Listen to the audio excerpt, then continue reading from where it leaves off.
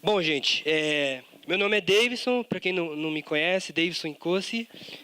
Sou professor de História da África há algum tempo e faço parte de alguns grupos de pesquisa sobre África, racismo, sobre cultura negra, e a gente vem acumulando algumas questões em relação a esse tema, muito no diálogo com o movimento negro, já que somos parte do movimento negro. Mas também no diálogo com a academia. Eu sou doutorando em Sociologia lá na UFSCar. Inclusive, acabei de mudar para São Carlos. Vi que tem uns companheiros de São Carlos aí no fundo, os vizinhos, os novos vizinhos. E, para mim, é um motivo de muita alegria estar aqui. Eu fiquei muito feliz com o convite da comissão, com a coragem, com a ousadia da comissão, aí personificada na pessoa do Calazans, mas a gente sabe que o Calazans não está só, que tem muitos guerreiros e guerreiras que estão aí apoiando para que esse tipo de trabalho aconteça, né? Então, eu queria, antes de mais nada, agradecer a presença de vocês e agradecer por todo mundo que está ajudando de alguma forma para que isso aconteça, desde da cozinheira, do cozinheiro que fez o nosso café, até o pessoal que está registrando, até, enfim, sempre para que a gente consiga fazer algo, tem que ter um monte de gente trabalhando, né? E estamos aqui entre trabalhadores para discutir um tema tão importante.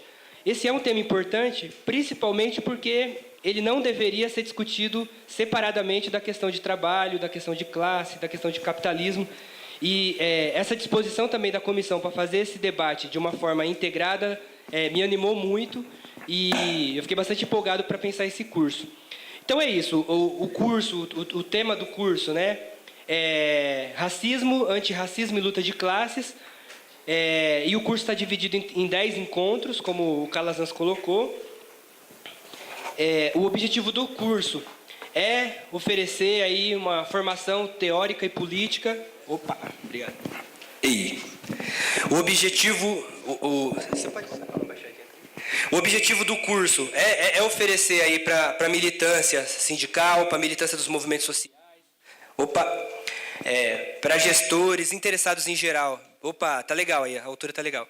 É oferecer uma discussão sobre racismo, antirracismo, luta de classe, sobre África, cultura negra, entendendo, como o Calazans falou, que para a maioria das pessoas esse não é um tema novo. Então a ideia é fazer um diálogo, oferecer algumas questões, mas também ouvir o que os companheiros têm para dizer, as contribuições que os companheiros também têm acumulado. Então a dinâmica que a gente está pensando para o curso é ter um primeiro momento de exposição, já que tem muita gente, outra metodologia não seria viável, e depois a gente abre para ouvir comentários, críticas, sugestões, questões, discordâncias, né? Então, estamos aqui para pensar junto. O curso traz como objetivos específicos falar da história do movimento negro no Brasil e no mundo, ampliar os conhecimentos sobre raça, racismo, preconceito, discriminação, sobre cultura afro-brasileira, discutir as relações entre a luta negra e a luta de classes, e aí a gente não abre mão aqui de pensar essas coisas articuladas, cada uma com a sua especificidade, mas articuladas, e discutir as relações entre capitalismo e racismo na sociedade contemporânea. Esse não é um tema qualquer, até porque é muito comum, quando as pessoas vão fazer um histórico, por exemplo, da classe operária no Brasil, começar lá com os anarquistas, com os imigrantes, por exemplo. Como se não houvesse trabalhador antes dos imigrantes. Como se os africanos, durante 300 anos de escravidão, não tivessem sido trabalhadores. Como se o negro não tivesse contribuído para a composição da classe trabalhadora brasileira. Então, a ideia do curso é provocar, balançar alguns conceitos que muitas vezes passam desapercebidos nas nossas noções, seja sobre a classe trabalhadora, seja sobre o próprio Brasil, ou sobre o mundo. O curso, só para vocês terem uma visão geral do curso, né? Hoje é o primeiro encontro, não sei se vocês conseguem ler, provavelmente quem está no fundo não consiga, mas está ali o tema dos 10 encontros. Eu acho que esse material foi disponibilizado, já está na pasta, né? Mas só para dizer que o tema de hoje a gente nomeou aqui como a construção da África mítica. O que significa? A gente vai discutir um pouco os mitos que se criaram sobre a África e tentar mostrar o quanto que essas distorções elas não se sustentam quando a gente vai analisar a história, a sociologia, quando a gente vai buscar conhecer a África verdadeira, a maioria dos mitos que o racismo criou, eles caem por terra, já que a história é outra. No próximo encontro, a gente vai trabalhar os reinos africanos. Mas quais reinos? Haviam vários. Eu vou destacar alguns povos africanos, algumas culturas que contribuíram para a composição da cultura brasileira. Dentre os vários povos, ainda é comum até professores dizerem que a África é um país. A África não é um país, é um continente imenso, com centenas de culturas, de povos, uma diversidade muito grande. E qualquer generalização sobre a África é sempre perigosa. Mas, no nosso caso aqui, para esse momento, vale a pena resgatar aqui nesse segundo encontro algumas culturas para a gente se ver um pouco. Isso ajuda a gente a entender algumas questões que estão presentes no Brasil. Terceiro encontro, racismo e luta de classes, depois racismo no Brasil, depois as lutas, depois de falar de racismo, vamos falar das lutas africanas na África e na diáspora. Depois, lá para setembro, para agosto, desculpa, 6, 7, para agosto, a gente vai para julho, estou bem ruim aqui nas datas. A luta dos trabalhadores, o sindicalismo e a questão racial, é onde a gente vai aprofundar essa questão do negro ou do africano também, enquanto parte da classe trabalhadora. Depois, cultura negra e resistência social. Depois, o surgimento do movimento negro contemporâneo. E, em novembro, desafios para a luta antirracista no século XXI. Em outubro, desafios para a luta antirracista. E, em novembro, o Calazans acabou de falar, a ideia é que seja um momento mais amplo, mais especial, que a gente está organizando para oferecer o melhor. A gente sabe que está havendo um processo de revezamento entre as comissões de fábrica e para que todo mundo participe, mas a nossa vontade é que vocês venham em todos os encontros. Então, quem conseguir vir em todos os encontros, trazer mais companheiros, sejam bem-vindos. A ideia é expandir essa discussão, a ideia é municiar a militância com ferramentas teóricas, políticas, conceituais, para a gente travar a luta por uma sociedade mais justa, mais igualitária para todos. Este não é mais... Nunca foi, nunca deveria ter sido, mas não é um debate só para negros, é um compromisso de toda a sociedade brasileira e deve ser um compromisso de todos nós que lutamos por uma sociedade melhor. Bom, uma coisa que a gente vai falar em todos os encontros, quem vir no próximo vai ouvir de novo, é sobre a Lei 10.639. É importante dizer, eu vou falar bem de forma introdutória para a gente ir para o momento principal, que é o tema do encontro. Mas é importante dizer que, depois de toda uma articulação do movimento negro, uma articulação que começa há décadas atrás, em 2003 a gente conseguiu aprovar uma lei que garante a obrigatoriedade do ensino da história da África e da cultura afro-brasileira nos estabelecimentos de ensino. Essa lei ela é revolucionária, porque ela altera a LDB. Para quem não é da educação, a Lei de Diretrizes e Bases, a LDB, é como se fosse a carta magna da educação. Tudo o que acontece no sistema de ensino tem que ser baseado na LDB. E a Lei 10.639, ela altera essa lei máxima da educação. Ela altera a LDB e torna obrigatório o ensino da cultura afro-brasileira, da história da África, da história dos negros no Brasil. Essa lei é de 2003. Em 2008, uma nova lei foi criada, a Lei 11.645, que também altera a LDB novamente, incluindo a obrigatoriedade da história e da cultura indígena. Ainda é uma lei, a lei que trabalha a questão indígena, que não tem tanto material aprofundado como a Lei 10.639, mas também é um tema para a gente pensar. O que é interessante para nós aqui, não somos professores, pelo menos a maioria não somos professores, mas nós somos educadores. A educação não se dá só dentro da escola, a educação se dá nesse espaço, se dá numa conversa, se dá no momento da luta, e é importante a gente ter em mente que historicamente o Brasil tem omitido a contribuição dos africanos para o seu processo de desenvolvimento. É importante a gente saber que agregar essa cultura negada nos enriquece enquanto seres humanos. Então é importante a gente ter esses elementos, tanto para negociar aqui na hora da luta, saber que existe uma lei que não está sendo implementada, que a maioria das escolas ainda desconhecem, embora seja uma lei que está fazendo 10 anos. É importante a gente saber isso e pressionar enquanto movimento. Mas é importante a gente saber, também enquanto militantes, que esses temas que a lei traz lá para a LDB, e a lei só traz porque o movimento pressionou, são questões que todos nós precisamos estar a par. São questões que mexem com a nossa noção de Brasil, com a nossa ideia de política, com a nossa ideia de democracia, com a nossa ideia de sociedade. Então, esse não é um tema só para professores. Assim como não é um tema só para negros, não é um tema só para professores, é uma questão para todos nós. Dito isso, a gente entra no nosso tema propriamente dito, né? Como eu disse, o tema do encontro é a desconstrução da África mítica.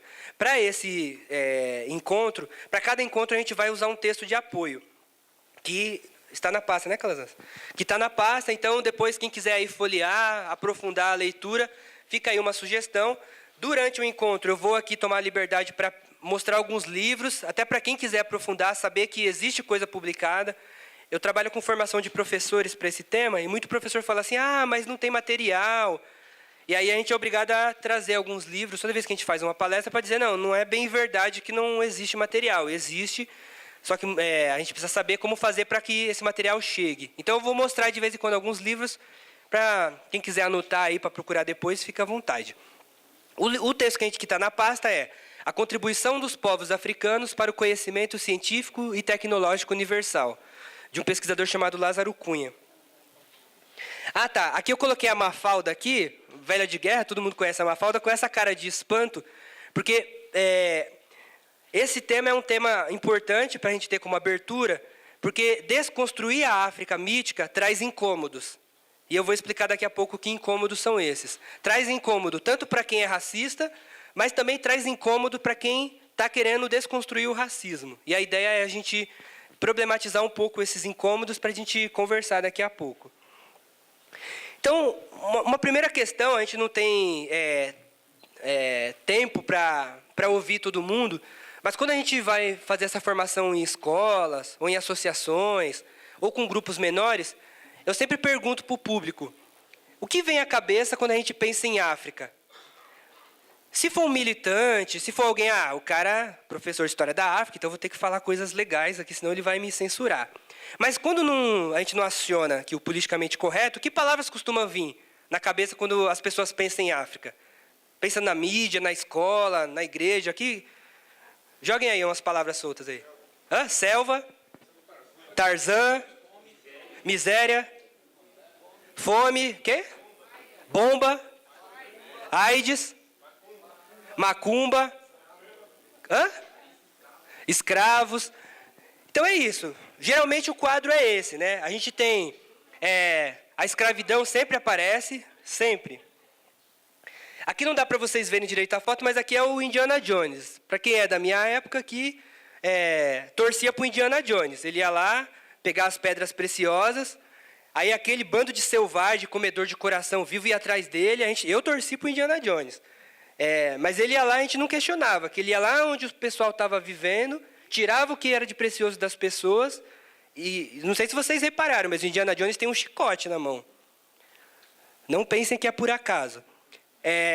Mas também, uma outra ideia da África é sempre como atraso, como bárbaro, como essa coisa atrasada, que só muda quando chega um homem branco. Vamos pensar todos os filmes que vocês já viram sobre África. Quem já viu Hotel Ruanda, Diamante de Sangue, Último Rei da Escócia. Em todos eles, você tem negros malvados e atrasados, mesmo que na sociedade moderna, aquela coisa absurda, até chegar alguém ocidental, geralmente um Leonardo DiCaprio, ou alguém da mesma aparência, para levar a civilização ou para salvar, de alguma forma, esse processo. Mesmo quando tem uma boa intenção no filme, ele acaba transparecendo essa ideia.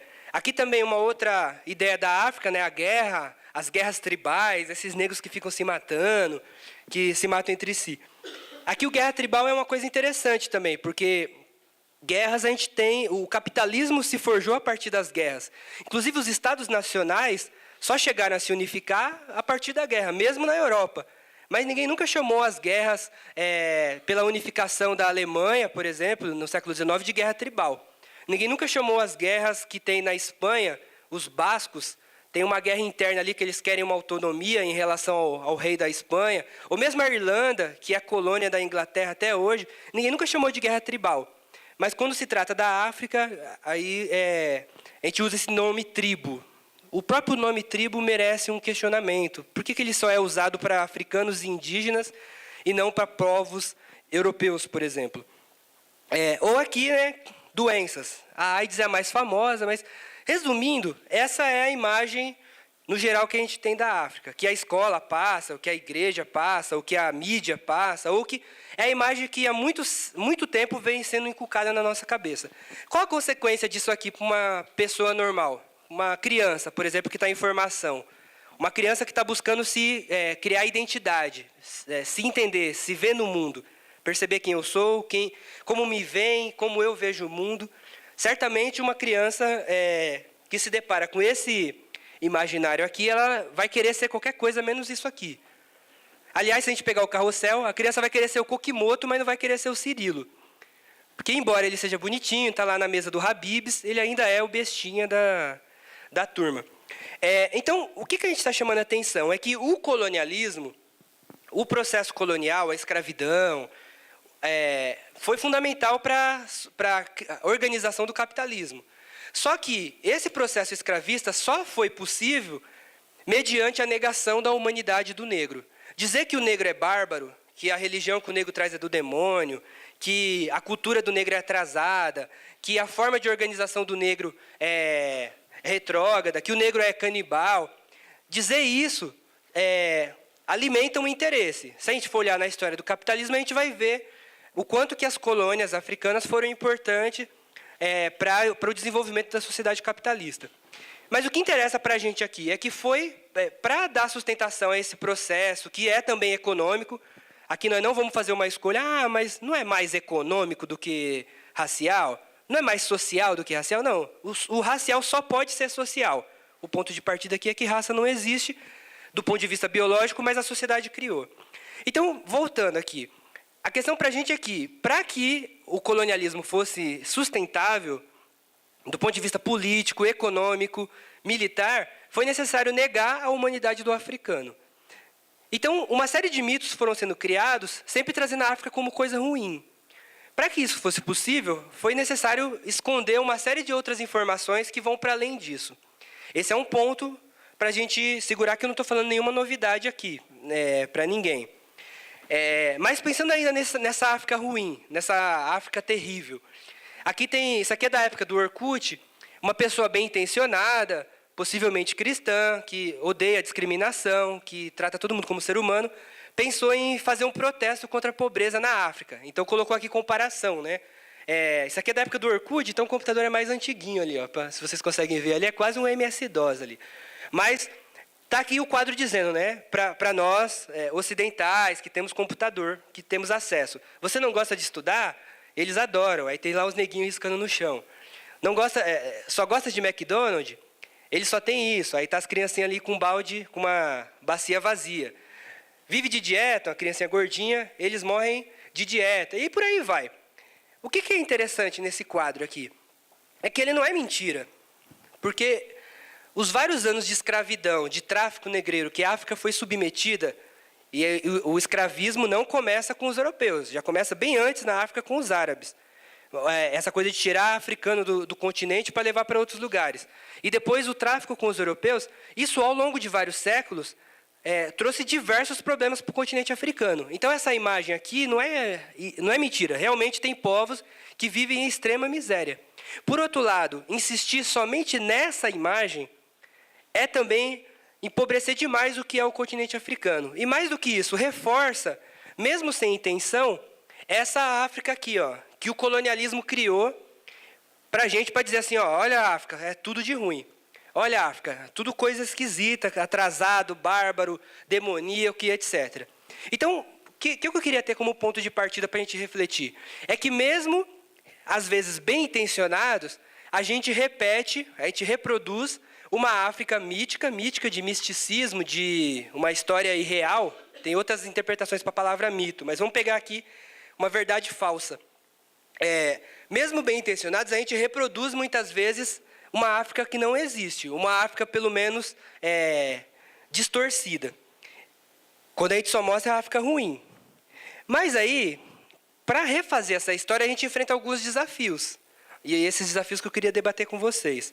O primeiro desafio é esse aqui, ó. O Calazans conhece aqui, que passou lá pela Terra-mãe. Alguém sabe o que é essa foto aí? Queto não vale? Alguém conhece? Essa foto aqui é da ilha de Goré, no Senegal, que é uma ilha onde passavam os africanos que vinham para as Américas, desciam por essa escada e passavam por essa porta aqui, ó. Essa porta tem um nome. Qual que é, Calazans? A porta do nunca, ou a porta do esquecimento. A ideia era que, ao passar aqui, o africano perdesse a sua identidade, deixasse para trás tudo que ele é. E olha que louco, porque o cara já foi arrancado da vida dele, já foi arrancado da família, arrancado da colheita, seja lá a forma que ele vivia, ele já não carregava nada. A única coisa que ele podia carregar é a sua memória, a sua identidade. Mas mesmo assim, os caras criaram um sistema simbólico para ver se até isso o africano deixava lá na portinha, na porta do nunca, na porta do esquecimento. Então, o primeiro desafio para a gente enfrentar essa África toda ruim que o racismo criou, é que nós passamos, todos nós, entre aspas, nossos ancestrais passaram por essa portinha aqui, ó. É lógico que é uma porta simbólica, mas essa simbologia ela diz muito sobre a nossa história. Porque, de fato, nós temos dificuldade de saber quem somos, temos dificuldade de saber, para além do meu avô, do meu bisavô, não sei mais nada sobre a minha ancestralidade. Quem era a minha cultura, que símbolos, quem eram os meus povos, qual é a religião dos meus povos. A gente não consegue saber mais isso. Mas, para além disso, então, olha só, de um lado a gente tem uma África toda ruim que o racismo criou, porque precisa dizer que o negro não é humano, ele é coisa. Eu preciso tratar esse negro como da pior forma possível. Eu preciso transformar esse africano em instrumento vivo de trabalho. De um lado eu tenho a África toda ruim. De um outro lado, eu tenho os africanos tendo que, como parte desse processo de coisificação, parte desse processo de transformar o africano em coisa, eu tenho a necessidade de fazê-lo esquecer a sua história. Então, esse é um desafio. Para a gente recontar a nossa história, a gente vai encontrar uma série de bloqueios que estão colocados pela própria história, a contar o esforço sistemático para que o africano esquecesse as suas origens. Mas isso não é novidade.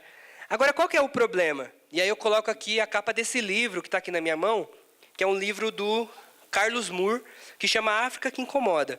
E ele faz uma provocação muito incômoda. Podia até colocar a carinha da Mafalda aqui de novo, porque de fato é incômodo. Porque o que ele vai falar? Vou repetir, vou ser repetitivo, depois vocês brigam comigo. O racismo, para dar certo, criou uma África distorcida, uma África ilusória, onde tudo é ruim, atrasado, bárbaro. Inclusive, bárbaro vem de berbere, ou berbere vem de bárbaro. Berberes são os povos daqui dessa região do norte da África, povos de pele escura. No norte não tem só branco.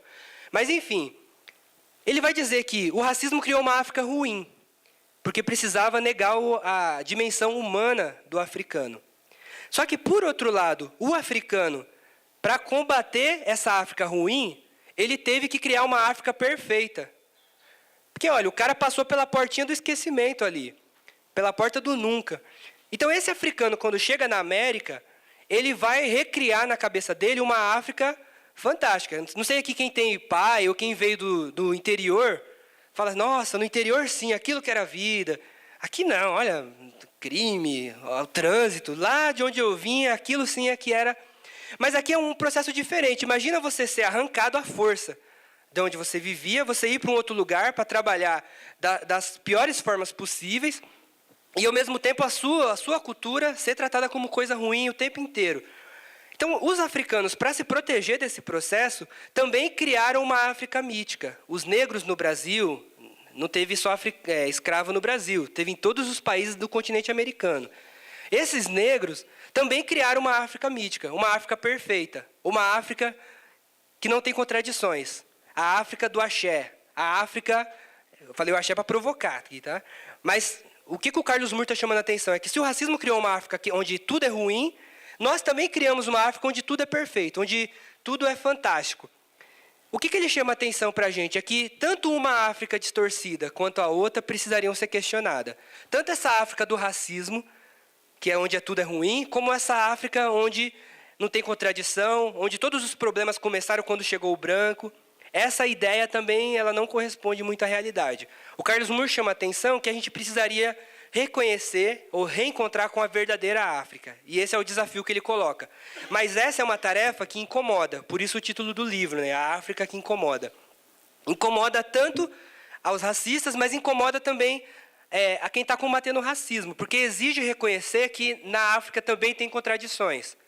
Se o Hegel, um pensador lá, um filósofo que falou sobre a história, disse que a história é contradição, inclusive a luta de classe pressupõe contradição.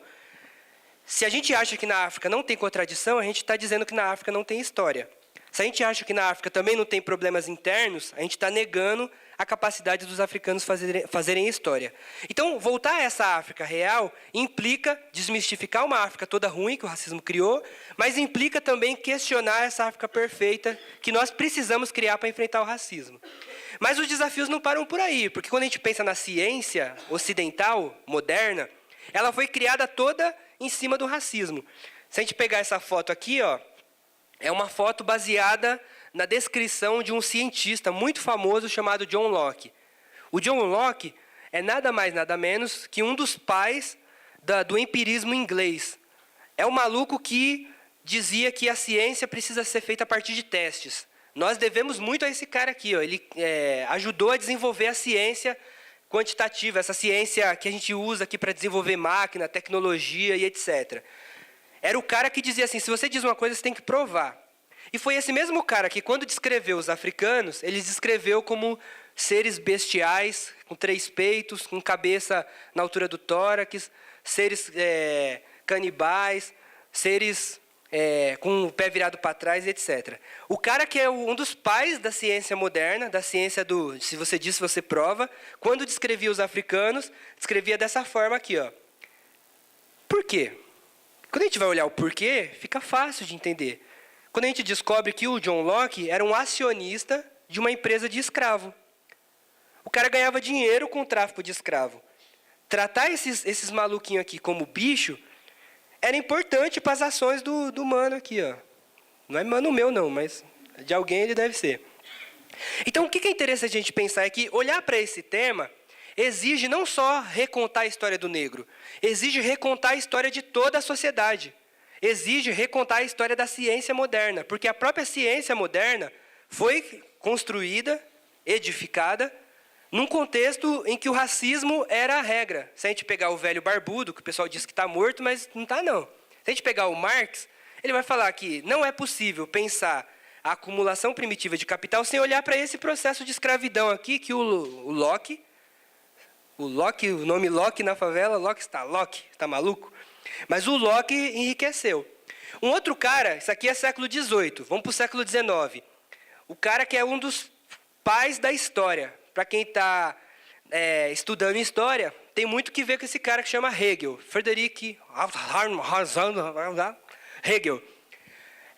Quando ele vai falar sobre o africano, ele está pensando no ser humano. Mas quando ele chega no africano, como é que ele descreve o africano? No estado de selvageria, encontramos o africano. Enquanto podemos observá-lo, assim tem permanecido, selvagem. O negro representa o homem natural está grifado aqui, em toda a sua barbárie e violência. Para compreender o negro exatamente, devemos abstrair de todo respeito e moralidade, de todo sentimento. Tudo isso está no homem e seu estado bruto, em cujo caráter nada se encontra que pareça humano. Esse aqui é um dos caras fundamentais para a nossa noção de história. Então, toda vez que alguém ia pensar a história da humanidade, a África não entrava, porque o negro era visto como o homem mais primitivo possível. Mais do que isso, vai se criar uma ideia, deixa eu avançar aqui para ficar mais nítido.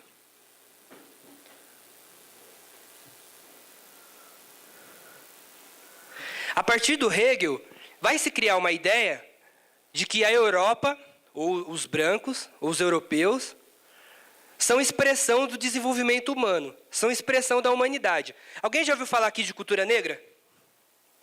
Todo mundo já ouviu falar, né? Cultura árabe. E cultura branca? Por que a gente não ouve falar de cultura branca? Quando a gente vai levar cultura para a periferia, a gente vai levar funk, forró ou música clássica? Quando alguém fala, vamos um projetinho ali para levar cultura para a periferia. O que é alguém culto? É alguém que entende muito de rastapé ou alguém que domina a cultura europeia, como a língua europeia, a música europeia, a literatura europeia? O que é interessante para a gente pensar nesse processo, que vem lá de trás, é que ele está tão impregnado, esse racismo que surgiu lá na época da escravidão, ele está tão impregnado na nossa forma de ser e de pensar, que a nossa noção de ser humano, ela está muito ligada ao europeu. A gente consegue falar de cultura negra, porque o negro é o específico, é o outro. Mas quando a gente vai falar de cultura europeia, a gente não precisa nem especificar, porque a cultura europeia já é sinônimo de cultura. Um cara culto é o cara que domina a cultura europeia. A Europa, para os europeus, é colocado como expressão da mente, do autocontrole, da filosofia, da tecnologia, da moral, da religião. E a África? A África, segundo Hegel, que eu mostrei lá atrás, é a infância da humanidade. Ainda são, os caras vivem pelado, os caras não têm nem religião, como a nossa. Os caras são bárbaros, os caras são iguais criança. Os europeus diziam que os africanos eram igual criança, que precisavam de um adulto para poder gerenciar, porque senão eles se matavam, eles não seriam capazes. O que seria de vocês se não fosse a gente vir aqui e organizar aqui o terreno de vocês, o território de vocês? Então a África, quando ela aparece na ideia de humanidade, porque às vezes ela nem aparece, porque o europeu é a expressão do ser humano. Quando ela aparece como elementos infantis, o corpo, que o europeu diz que é infantil, porque na prática o ser humano é tudo isso. O ser humano é mente, é autocontrole, é corpo, é paixão, é emoção, é razão, é tecnologia, é sensualidade, é malícia, é moral, é religião. O ser humano é tudo isso. Os europeus são tudo isso, os africanos são tudo isso, os índios são tudo isso. Mas o racismo não consegue ver isso aqui no africano. Ele não consegue ver razão no africano. Ele não consegue ver conhecimento, filosofia. Ele não consegue ver tecnologia. Ele não consegue ver moral, religião. Ele só consegue ver o corpo. Então, qual é a provocação que um autor chamado Frantz Fanon, que não está escrito aí, vai fazer? É que, mesmo quando a gente está bem intencionado e quer desconstruir essa África mítica, essa África distorcida que o racismo criou, o máximo que a gente consegue fazer é afirmar uma África aqui muito parecida com a África do Hegel. Com essa África, se o Hegel disse que a África é a infância da humanidade, é o corpo, é o lúdico, então a gente consegue falar da África dentro desse patamar. A África das cores, a África da dança. Quando eu pergunto para os professores, falem palavras que vêm na cabeça quando pensam em África. Aí vem desgraça, AIDS, fome, doença, guerra. Aí eu falo, mas fala coisas boas. Aí vem as cores, a música, o corpo, o corpo, o corpo, o corpo, o corpo. O que eu estou chamando a atenção? É que também essa ideia dessa África perto da infância do mundo, essa África da dança, do baile, ela também é uma ideia que reduz muito o que é a África. É lógico que a África é isso também, porque a humanidade é isso também. Se você pegar na história da Europa também, é que a Europa teve a caça às bruxas, a Europa teve a sociedade medieval, depois teve o capitalismo que doutrinava os corpos, teve a ideia de que o prazer é pecado, mas o corpo, o lúdico, as cores, a musicalidade, a terra está presente na origem de todos os povos do planeta, cada uma na sua especificidade cultural e histórica. Mas quando a gente só consegue ver isso no africano, mesmo sem intenção, a gente está caindo naquela construção que o Hegel criou. Hegel, o cara racista lá da história. Aqui é uma foto muito legal de um filme que todo mundo deve assistir, que chama O Quilombo, de Cacá Diegues.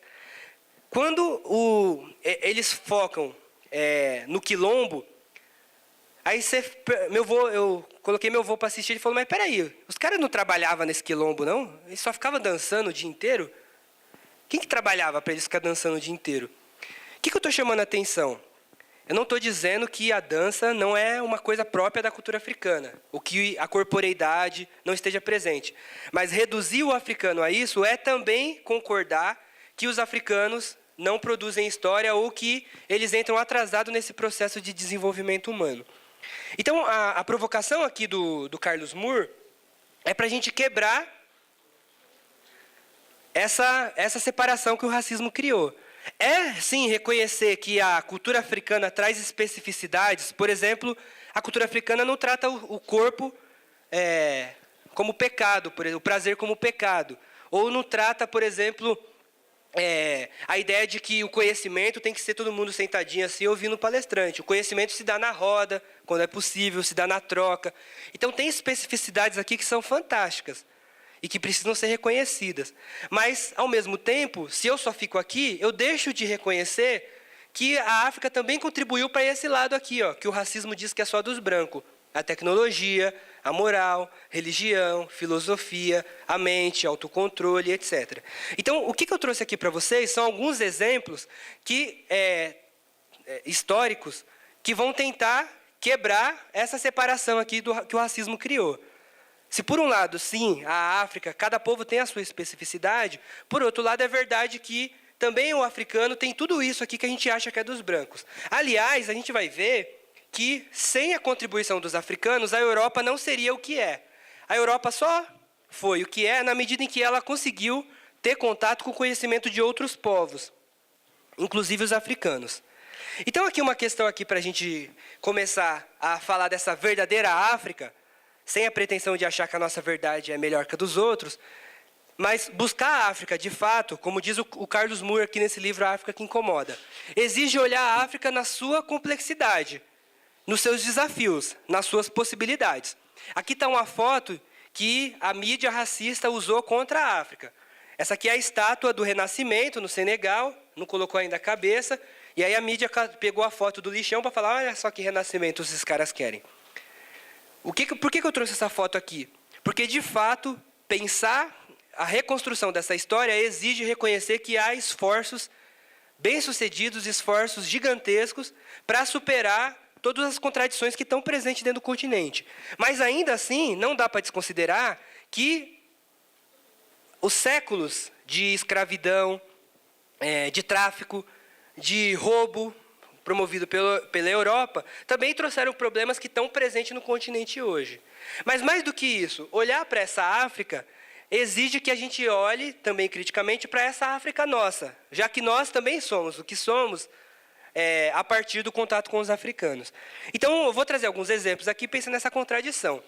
E, para começar, eu começo por aqui, pelo esse símbolo chamado Adinkra. Adinkra é um sistema de escrita na África. Um dos mitos que se criaram, a ideia desse encontro é desconstruir mito, é que na África não tem escrita. É verdade que a cultura africana valoriza muito a oralidade. É verdade. Mas também é verdade que vários povos africanos utilizam formas de escritas. Formas diversas. Escritas corporais, escritas simbólicas, que vão na porta das casas, nos assentos. Escritas que vão na parede de templos. E escritas que são utilizadas para a educação. A escrita é nada mais, nada menos do que um símbolo gráfico que preserva um conceito, que é compartilhado entre todos. O que eu estou chamando a atenção aqui? Se a humanidade surgiu na África, por que essa ideia foi tão rejeitada? Aqui são os mapas baseados no carbono 14, que é um tipo de química que eu faço a partir dos ossos que eu encontro. Então foram encontrados ossos antigos de ser humano em várias partes do mundo. Mas os ossos mais antigos, eles vêm para cá, são os de 130 mil a 120, 110 mil anos atrás. Lógico que você tem fósseis de australopitecos, de neandertal, de outros gêneros homo. Mas o Homo sapiens sapiens, ele surge aqui e depois ele se espalha. Como é que a gente sabe que depois ele se espalha? Surge na África e depois se espalha. É só olhar a contagem de idade. Se os mais antigos estão aqui, e quanto mais eu venho para cá, os ossos vão ficando mais recentes, a partir da datação, dá para a gente concluir o caminho migratório que os primeiros seres humanos fizeram. E a gente sabe hoje que tem um caminho até chegar no continente americano, mas que o ser humano vem da África. Qual o problema dessa descoberta? Aqui é uma descoberta, não é mais uma tese, não tem como contestar, mas mesmo assim tem gente que tem dificuldade de aceitar. Por que tem dificuldade? Coloquei aqui, tem alguns problemas com essa descoberta. Primeiro problema: se o ser humano surge na África, ele só poderia ter surgido melanoderme. Isso aqui é um termo científico para negão.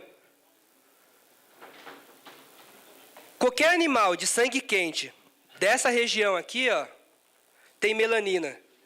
Qualquer animal. Mas mais do que isso, se o ser humano não tivesse melanina nesse momento inicial, possivelmente ele não teria sobrevivido. Porque a melanina protege dos raios UVA, UVB, protege em partes, viu? O negão também tem que usar protetor solar. Mas, do ponto de vista aqui mais inicial, isso foi um fator importante. Significa que se tivesse surgido de outra cor, não teria sobrevivido naquela situação inicial. Vocês já imaginaram? Quer dizer, aqui não deve ser novidade, mas tem gente que entra em crise quando descobre que os primeiros seres humanos eram negros. Porque se eu quiser cruzar com a Bíblia aqui, quiser falar de Adão e Eva, a não ser que eu ignore a realidade, eu vou ter que dizer que os primeiros eram negões. Aí eu vou só fazer uma provocação, depois vocês me batem. Se Deus criou o ser humano, a sua imagem e semelhança, se o ser humano vem do barro, a não ser aquele barro de calcário, o barro não é branco, geralmente. Geralmente o barro é mais marronzinho, mais pretinho. Todas as questões simbólicas e científicas mostram que o ser humano só podia ter surgido negro. Vocês têm noção? Esse é um problema para uma sociedade racista do século XIX. Imagina lá para o Hitler, que dizia que os negros eram uma degeneração do branco. Saber que não, Hitler. Os primeiros seres humanos eram negros. Os caras começaram a procurar prova, começaram a forjar estudo para desmentir. Ah, não é possível. O ser humano surgiu em várias partes. Criaram uma tese lá para dizer que o ser humano tinha surgido os negroides na África, os caucasoides nos Cáucasos, na Europa, e os asiáticos, os mongoloides. Mongoloide vem de mongol. Mongol é um povo muito inteligente, aliás, muito importante, um povo asiático, que deu origem aí aos povos asiáticos, japoneses. Enfim, criaram teorias para poder negar o fato, que hoje não se tem como. Se a gente pegar qualquer estudo sério, não pode contestar essas duas questões. O ser humano surge na África e só podia ter a pele escura. Outro problema, se o ser humano só podia ter a pele escura, de onde vêm os brancos? Perfeito. Adaptação. Uma característica muito importante da humanidade é a variabilidade. Não só da humanidade, do ser vivo. O ser vivo ele tem uma capacidade de, ao se reproduzir... Aliás, não é qualquer ser vivo, são seres vivos assexuados. Porque os seres vivos... Quer dizer, os seres vivos sexuados. Nós, por exemplo, fruto aqui do pecado original. Porque os seres vivos, tipo a lombriga, ela tem filhos exatamente igual a ela mesma. Porque ela tem filho com ela mesma. Agora, quando você pega seres vivos que cruza papai e mamãe, a tendência é que o filho saia um pouquinho diferente das duas matrizes. Não sei se vocês conhecem aqui uma família que tem 15 filhos. Tipo, dos 15, ainda mais se for um pai preto, a mãe branca. Ou mãe preta, pai branco. Um vai ser mais da minha cor, o outro vai ser mais do cor do calazans, o outro vai ser mais escurinho igual o queto, o outro vai ser mais despigmentado, um tem o beição, o outro mais clarinho. Essa é uma característica do ser vivo, é a variabilidade. E isso que garante a evolução das espécies. Aí todo um debate aí que não vale a pena entrar. Só que esses seres humanos surgem negrões, se espalham negrões. Isso aqui é um outro problema para a história antiga. Eles se espalham negrões. A gente tem resquícios, por exemplo, crânios. É possível você achar um crânio e reconstituir o rosto desse crânio. Mas é possível também você pegar a simbologia. Você tem estátuas de deusas negras na China, no Japão, na Europa, em várias partes fora da África. Aliás, boa parte da história da Europa foi feita por Homo sapiens sapiens negrões. Os negros estão na base da história da Europa.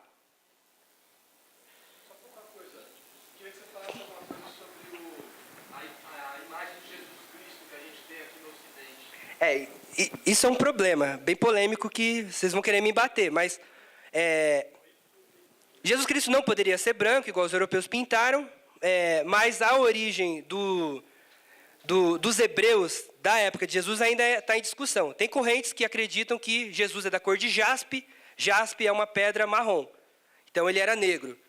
Tem correntes que investigam por essa linha. E tem correntes que investigam ele mais mestiço, tipo, como se fosse aquele cara lá do Lost, aquele cara iraquiano, como é que é o nome dele, que tem o cabelo amarrado para trás, Said?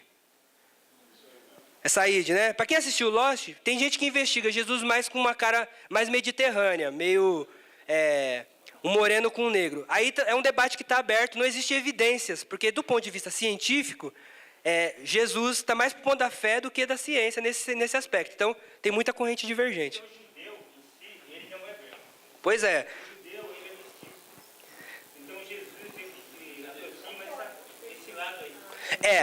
Só que tem um porém aí, quando você pega os judeus, ou os hebreus, os semitas, porque você tem uma linha dos semitas que eles são mais pretos do que eu.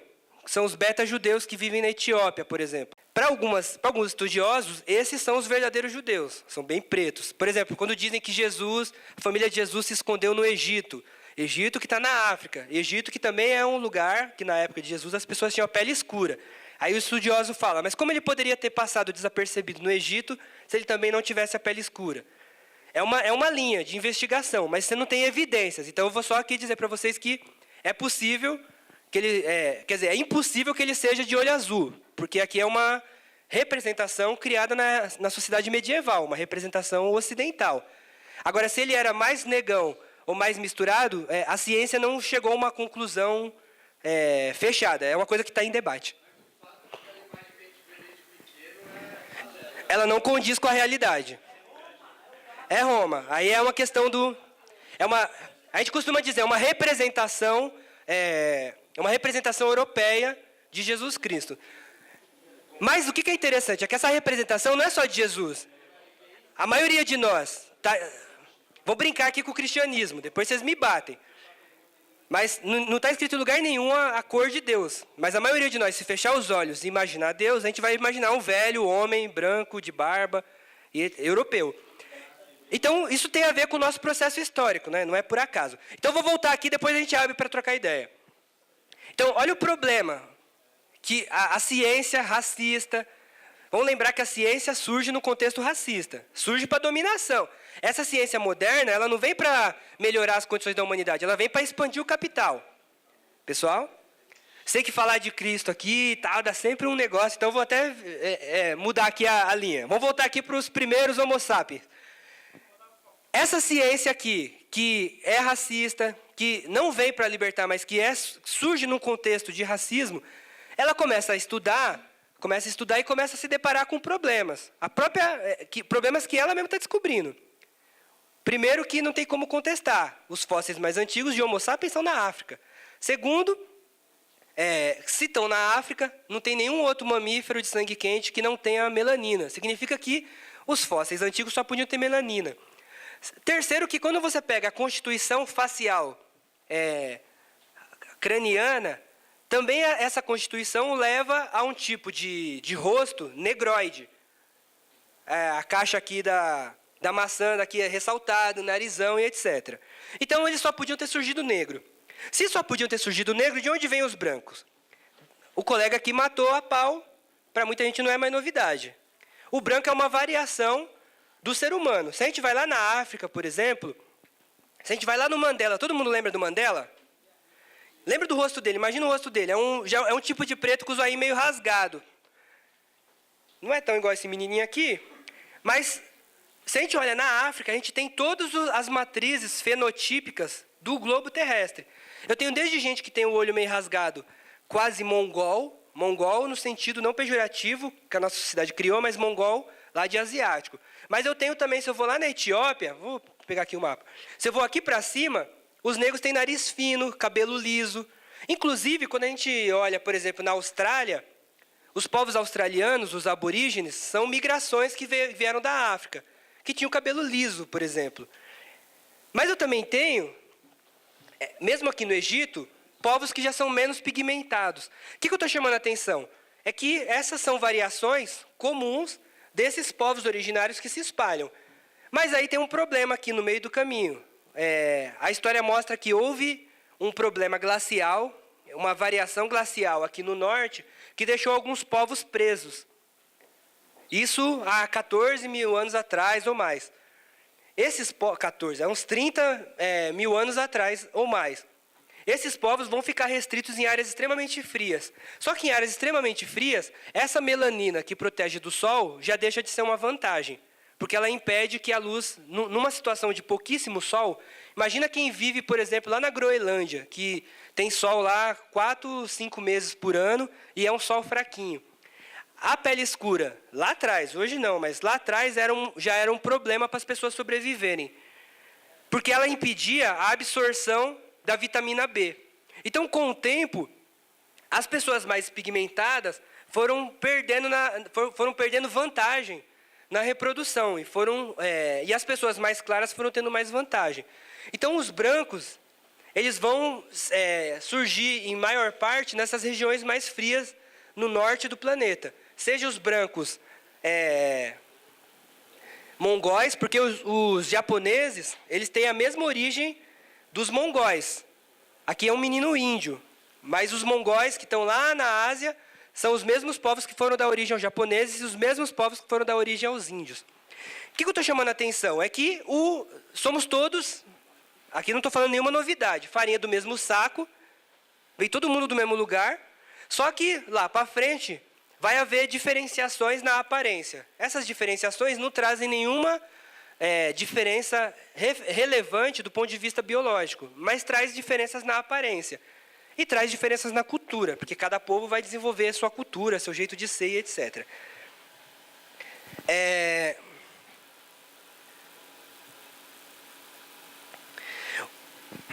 Mas, ao mesmo tempo, eu disse que o ser humano surge na África, se surge só pode ser negro. Uma coisa que eu coloquei lá atrás, a nossa representação, assim como a representação de Jesus é quase essa, é só colocar um cabelo mais longo, deixar ele mais magrinho e aumentar a barba, está aqui Jesus, aqui, ó. Se deixar esse homem mais velho, está a representação que criaram de Deus.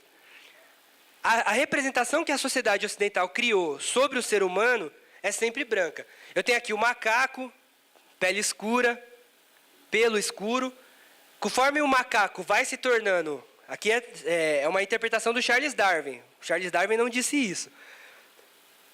Conforme o macaco vai se tornando homem, ele deixa de ter essa conotação de escura e se torna europeu. Porque a Europa elegeu a si própria como expressão da humanidade. Tem um autor chamado Frantz Fanon que diz que o europeu é narcisista. Porque quando o europeu está olhando para a humanidade, ele só vê a si próprio. Mas esse é um problema, ele está em todas as escolas. Então, o resultado, a nossa ideia de ser humano, ela não condiz com a realidade. Não que o europeu também não seja expressão do ser humano, mas se a gente só coloca o europeu como expressão dele, a gente também não está dizendo a verdade. Eu tinha dito que o racismo criou a ideia de que o negro ou ele não aparece como ser humano, naquela foto anterior aqui, ele não aparece como ser humano, o ser humano é branco. Ou quando ele aparece só como lúdico, como corpo, como cores, como alegria. Nunca ele aparece como conhecimento. Eu vou trazer alguns exemplos rápidos e chutados, para vocês não cansarem, para mostrar o quanto que o negro também contribuiu para esse lado aqui, ó, da filosofia, da tecnologia, da moral, da religião. Mas aí a ciência se deparou com outro problema. Conforme a ciência ia... Porque vamos lembrar do Indiana Jones. Os caras iam vasculhando a África como se não tivesse ninguém. Ou Tarzan, alguém falou do Tarzan aqui quando a gente pensa em África. Tarzan era o rei da selva.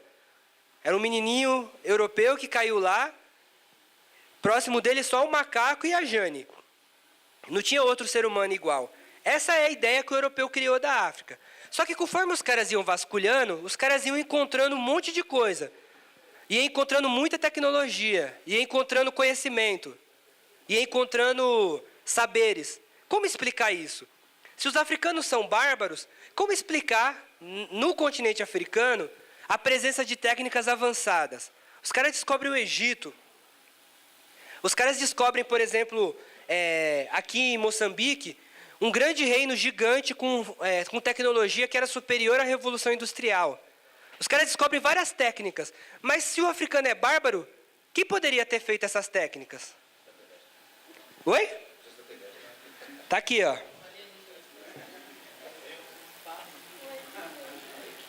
Eu, quando era adolescente, li esse livro aqui, ó. Adorei, eu recomendo. Todo mundo tem que ler, como ficção. Mas ele tem um probleminha muito básico. Ele não consegue conceber a possibilidade de um povo não europeu desenvolver tecnologia, desenvolver conhecimento.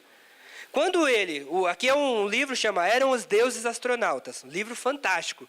Aí o cara começa a pesquisar várias construções no mundo todo. Vai lá nos incas, nos astecas, nos maias, nos egípcios, nos chineses, em vários lugares não europeus. Aí ele fala desse jeito: como pode povos bárbaros ter construído coisas tão desenvolvidas? Não pode. Não pode. Quando os caras vão para o Egito, eles falam: como pode? Não, não pode. A tese que ainda hoje é ensinada na faculdade é que o Egito ele foi criado a partir de migração de povos que veio de fora da África. Aí que o Egito cresceu. Mentira. Ao mesmo tempo, quando a gente pega outras formas de tecnologia no continente todo, quando o europeu se depara, ele vai falar: foram povos que veio de fora. Quando não é possível dizer que povo é esse, então só sobra isso aqui, ó, o ETzinho. O que está por trás aqui? É aquele racismo lá do século XIX. Só que ele não se sustenta. Quando a gente volta na história, buscando a verdadeira história do continente, a gente vai ver que os africanos também produziram tecnologia, conhecimento, razão, ciência, filosofia e etc. Aliás, muita coisa que existe em relação a isso surge no continente africano e não em outro lugar. Por exemplo, aqui não vai dar para ver por causa da luz, mas aqui são bastões, são ossos com riscos que têm padrões matemáticos. O que isso tem a ver com a gente aqui? Esses ossos são os artefatos matemáticos mais antigos que se tem notícia. O que eu quero dizer com isso? É que, se eu vou olhar na história da matemática, eu vou ter que ir para a África, não é para a Grécia. Porque os artefatos matemáticos mais antigos estão no continente africano. É óbvio, hoje se sabe que matemática a gente produz até cantando. Mas o europeu não conseguia ver isso no africano. E mais do que isso, quando eu olho pai da matemática, Pitágoras, grego, pai da arquitetura, grego, pai da medicina, grego, pai da... Nunca tem mãe também, né? Sempre o pai. Mas aqui estão os bastões de Xango, que está no Congo. O Congo eu vou achar. O Congo está aqui, ó. Em cima de Angola, onde está localizado esses bastões. Eu vou passar mais rápido para a gente dar um intervalinho e depois vocês poderem... Quando a gente pega, por exemplo, matemática, isso aqui são gráficos egípcios. Aqui tem gente que fez Senai, tem gente que estuda engenharia, então eu não vou nem arriscar falar muito que eu vou errar com certeza. Só vou dizer que esse negócio matemático aqui, um diagrama de um arquiteto egípcio, provavelmente da terceira dinastia. Terceira dinastia é uma forma de contar a história egípcia, quer dizer, muito antes de chegar a qualquer europeu. E aqui são desenhos que mostram padrões tão complexos quanto os que a gente usa hoje. Ou, por exemplo, quando a gente vem aqui, ó, na cultura egípcia não era pecado mexer no corpo, como foi ser pecado, por exemplo, na sociedade medieval. O Leonardo da Vinci, para poder estudar o corpo, para fazer os desenhos, tinha que pegar cadáver escondido. Para o egípcio, não. Preparar o corpo para a morte garantiria uma outra vida mais plena do outro lado. Então, os caras estudavam muito o corpo. Isso possibilitou um conhecimento muito aprofundado de medicina. Significa que 3.000 anos antes de existir Grécia, 3.000 anos antes de existir Grécia, um cara chamado Imhotep já tinha registrado um livro com todas as técnicas de saberes científicos que a gente chama hoje de medicina. Tipo, listando doença, listando remédios possíveis, listando tratamento, diagnósticos e profilaxias e todos os termos aqui da medicina. Mas mesmo assim, se eu for lá hoje na faculdade de medicina, aqui em Santo André, perguntar quem é o pai da medicina, vão dizer que é um grego. 3.000 anos antes, os caras já estavam aqui. Inclusive o Imhotep, para quem assistiu o filme A Múmia, lembra do filme A Múmia? O Imhotep aparece branco, lá no filme A Múmia. Mas está aqui, ó. Como os egípcios se pintavam. Aqui é eles falando deles mesmo. Não é, esses caras do movimento negro quer ver racismo em tudo, fica, não. Eles se pintavam assim. Inclusive, os egípcios não se chamavam egípcios, se chamavam Kemet. Kemet significa preto. Inclusive, a maioria das divindades egípcias eram pretas. Por exemplo, o pássaro Anu, ou mesmo os deuses, o gato, Bastet, a gata, né? Não era gato, é gata. Mas ainda assim, voltando aqui, o pai da medicina, oficialmente, é um grego que vai surgir um grego chamado... esqueci o nome do cara. Hipócrates. Boa, aí sim, hein? É bom quando tem alguém para soprar aqui que fica mais fácil. Aqui um outro exemplo, eu não vou avançar porque nem eu consigo. Aqui acharam um ossinho velho lá na África, lá enterrado. Quando os caras foram estudar, eles perceberam que a proporção que isso se reduz é uma proporção simétrica que, para fazê-la, é necessário ter um conhecimento de uma teoria que hoje se estuda na física quântica, que é a teoria dos fractais. Você tem uma redução, uma proporção aqui, que você tem uma lógica de redução que só hoje, algumas décadas, a física quântica começa a se debruçar. Mas você tem isso presente nos africanos, nos desenhos. Aqui é uma vila que também está organizada segundo a lógica fractal.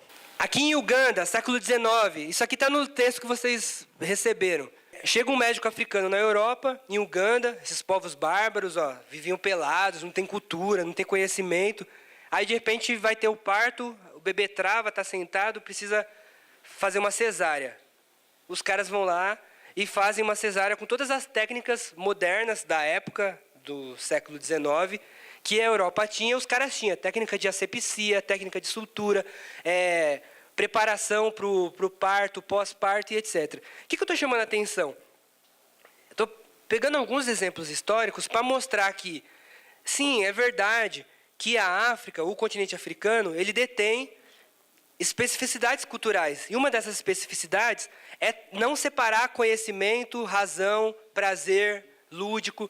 O lúdico, o corpo, ele está presente, ele é parte do processo de aprendizado.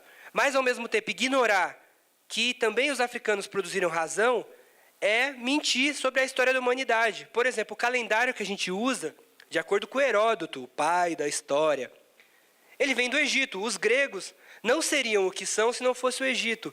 Os gregos faziam estátuas desse tamanho aqui, antes de visitar o Egito e perceber que era possível fazer estátuas em tamanho natural. Mas não só isso. A maioria dos grandes filósofos gregos foram estudar no Egito. Não é à toa que quando os gregos invadem o Egito, eles criam como capital da Grécia Alexandria. Alexandria é no Egito. É onde estava conservado o conhecimento todo do mundo antigo. Não é à toa que a biblioteca de Alexandria vai ser em Alexandria, porque senão ia chamar a biblioteca de outra coisa, né? Mas o que eu estou chamando a atenção é que, se a gente pega Pitágoras, vamos pegar Pitágoras, por exemplo, o cara que descobriu a função do triângulo retângulo, fundamental aí para quem faz desenho, técnico e etc, etc. Vão dizer que é o Pitágoras que criou, mas o Pitágoras vai estudar no Egito. Mas os egípcios, 3.000 anos antes do Pitágoras, já usavam a função do triângulo retângulo para desenhar as pirâmides. Mas quando eu olho a história oficial da matemática, quando o Egito aparece, ele não aparece na África. Ou, na maioria das vezes, parece que começa a Grécia. Tinha um professor que falava assim, o racismo é tão mentiroso que ele parece que no princípio criou Deus os céus e a terra, depois veio a Grécia. Como se não houvesse nada no meio desse processo. Como se a própria Grécia também não fosse fruto do desenvolvimento humano. Aqui um outro exemplo interessante, vou passar rapidinho. Tem um povo lá no Mali, o Mali, que inclusive agora quem assiste jornal sabe que está com um grande conflito interno e externo, porque a França está lá para proteger os interesses franceses, mas está com conflito. Mas o Mali é uma região também muito grande, muito rica em conhecimento. É uma região que preserva, inclusive, muita coisa que os europeus ficaram sabendo na época do Renascimento, veio graças às bibliotecas que tinha no Mali. Porque os árabes, que tinham trocas muito fortes com os africanos do Mali, preservavam conhecimentos antigos do Egito, inclusive da Grécia, conhecimento que a Europa quis jogar fora na época medieval. Então, o Renascimento, lá em 1400, 1500, vai ser possível na medida em que esse conhecimento que está no Mali torna possível. Mas no Mali, por exemplo, a gente tem um povo Dogon, que eles fazem o culto a uma estrela. Eles olham para o céu e a cada não sei quantos anos, eles fazem um culto para agradecer a colheita, a fartura da colheita. E eles o tempo está já estouradão, né? E esse povo, eles fazem um desenho, a representação da estrela, e eles fazem a representação da órbita que essa estrela faz. O que é interessante? Quando, em 1970, com o telescópio Hubble, os caras miraram nessa estrela, o que os caras descobriram? Que a representação de órbita que os Dogons faziam era idêntica às representações, era idêntica às observações que o telescópio estava fazendo. O que eu estou chamando a atenção de novo? Como é possível esses povos bárbaros, vamos lembrar aqui dos deuses astronautas, esses povos bárbaros conseguiam olhar uma estrela que nem é possível ver a olho nu e fazer uma representação certinha dessa estrela? Será que é astronauta? É pacto com o demônio? Ou esses africanos, assim como os europeus, usam de observação indireta. Os caras registravam o dia que a colheita era mais farta e conseguiram sistematizar e prever quando seriam as próximas colheitas mais fartas. Você tem observação indireta, mas se eu acho que o africano é só dança, é só corpo, eu não consigo perceber esses povos como construtor de tecnologia, de conhecimento. Tem um monte de exemplo aqui, mas eu vou passar rapidinho, só para lembrar uma coisa que o Calazans falou. Mesmo no Brasil, quando a gente pega, por exemplo, a história do Brasil, a gente precisa saber que os grupos que foram escolhidos para vir para cá foram escolhidos justamente pelo seu conhecimento. Por exemplo, agrícola. Os europeus são de regiões frias. Os caras não tinham domínio da terra para poder cultivar a terra tropical. Esse conhecimento vem dos africanos. Ou mesmo conhecimento de metalurgia. Eu ia falar outra coisa. Estou no sindicato metalúrgico, mas é importante dizer que foram os africanos que introduziram esse conhecimento no Brasil, ou nas Américas. Quando a cana-de-açúcar entra em crise, por exemplo, Portugal fala, ferrou, e agora? A gente precisa arrumar outro jeito de sugar essas terras. Foram os africanos que conseguiram identificar onde tinha ouro, onde tinha ferro, onde tinha, seja lá o que for. Porque os caras já eram, aqui no caso, se a gente pegar os bantus, os caras tinham um conhecimento muito profundo sobre como identificar, a partir de indícios, por exemplo, a cor do rio, a cor do lodo que fica embaixo da cachoeira, para saber onde tinha ferrugem. Aqui pode cavar, que vai ter ferro. A partir de indicações de como era a vegetação, aqui deve ter ouro, vamos cavar aqui. O conhecimento africano foi fundamental até no processo de consolidação do capitalismo brasileiro. E ele era escolhido por isso. A pergunta é, por que esse povo tão conhecido, tão conhecedor de tantas coisas, chega para a escola só como coisa ruim? Vamos voltar para o primeiro quadrinho. O que vem à cabeça quando a gente pensa em África? Desgraça, barbárie, fome, miséria. Fala coisas boas. O corpo, a dança. Por que esse conhecimento sai de cena? Por que a gente não consegue reconhecer? Quando a gente pensa, por exemplo, conhecimento sobre organização de pessoas, está presente na cultura africana um tipo de saber que é muito complexo e que nós todos deveríamos aprender. A ideia da roda, não aqui o cara falando, todo mundo dormindo, falando 3 horas, mas a ideia de se pensar de uma forma que eu não existo sem o outro. O que é? Não sei se já foram numa roda de capoeira Angola, uma roda de capoeira, por exemplo. Você tem um mestre lá, você tem gente de várias idades, gente com vários níveis de conhecimento, e todo mundo consegue aprender num processo ali pedagógico, em que todo mundo aprende junto. Como aquilo é possível? Eu tenho um saber acumulado, ancestral, sobre como lidar com pessoas. Então, pensar a cultura africana exige mais do que... esse é o último slide, Calazans, aí a gente abre. Olhar para esse processo, e é uma coisa que a gente vai insistir em todos os encontros, é muito mais do que rever a história do negro. Exige a gente repensar a história da humanidade. Porque a humanidade é muito mais negra do que ela assume. O Brasil é muito mais africano do que ele percebe. Porque os africanos contribuíram e contribuem para o desenvolvimento da humanidade como um todo. Não é possível pensar a industrialização sem o conhecimento de metalurgia que os africanos agregaram à Revolução Industrial. Não é possível pensar a Grécia sem o conhecimento filosófico, matemático, teológico, biológico que os africanos agregaram à Grécia. Não é possível pensar o Brasil sem o conhecimento e sem essa riqueza que é a África. Isso vai desde a cultura, da capoeira, do candomblé, né? Mas vai até a hora que a gente vai bater uma laje, todo mundo junto. Essa coisa de fazer junto, essa coisa de pensar junto, onde eu não existo sozinho sem o outro. Então, olhar para esse processo é mais do que rever a história do negro, é rever a história do Brasil, é rever a história da humanidade. Então, a revisão crítica da história oficial torna-se necessária para a construção de uma sociedade igualitária. Os africanos contribuíram e contribuem ativamente para o desenvolvimento humano universal. O lúdico, a brincadeira, a religiosidade, o círculo estão presentes na cosmovisão africana e são especificidades que trazem conhecimento. Não trazem só dança, mas, ao mesmo tempo, não são as únicas contribuições dos africanos. Se eu quero ir na história da filosofia, da tecnologia, da arquitetura, da matemática, eu vou ter que ir na África ou eu vou distorcer a história. Então, é isso. A gente vai dar um intervalinho agora, e aí daqui a pouco a gente volta para vocês, enfim, criticarem, comentarem, perguntarem, etc.